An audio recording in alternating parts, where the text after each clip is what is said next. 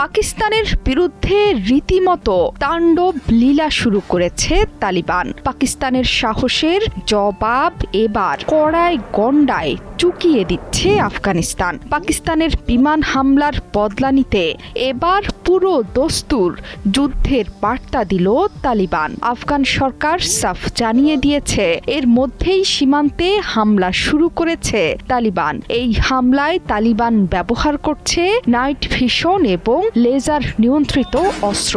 তালিবান সরকারের মুখপাত্র জবিউল্লাহ মুজাহিদ তো বলেই দিয়েছেন এবার পাকিস্তানিদের নরকে পাঠাবে তালিবান সৈন্যরা। খরচ বাঁচে 65% পর্যন্ত।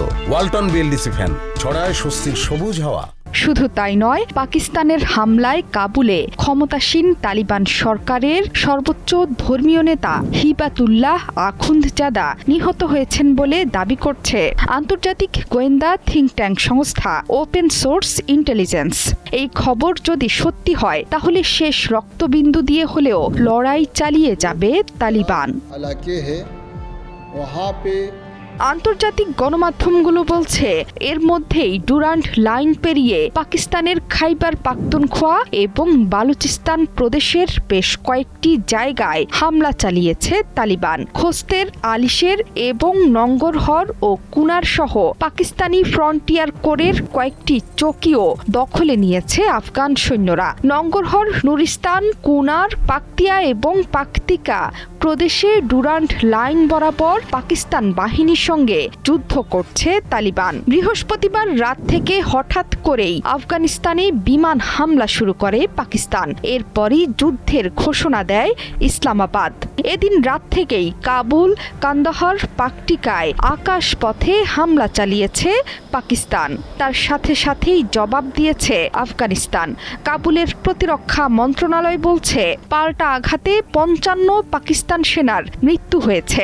যদিও এই পরিসংখ্যান মানতে নারাজ ইসলামাবাদ। তারা বলছে মাত্র 2 সৈন্যের মৃত্যু হয়েছে।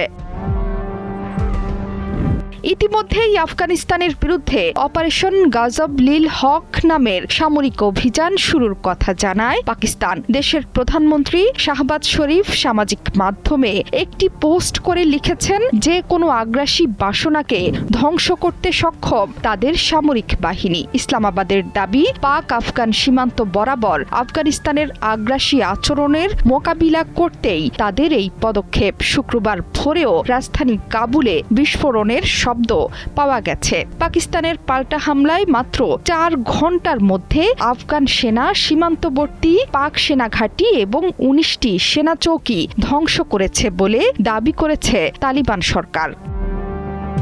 আফগানিস্তানের জাতীয় প্রতিরক্ষা দফতর বলছে পাল্টা হামলায় 55 জন পাকিস্তানি সেনার মৃত্যু হয়েছে। বেশ কয়েকজন পাকিস্তানি সৈন্যকে জীবিত বন্দী করা হয়েছে বলেও দাবি করা হয়েছে। এছাড়া পাকিস্তানের দাবি আফগানিস্তানের হামলায় মৃত্যু হয়েছে 2 পাকিস্তানি সৈন্যের। তবে পাকিস্তান সরকার বলছে এই হামলায় 133 জন আফগানিস্তানের তালিবান সৈন্যের মৃত্যু হয়েছে।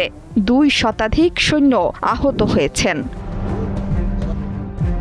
জোহরা চৌধুরী, সেতু 71।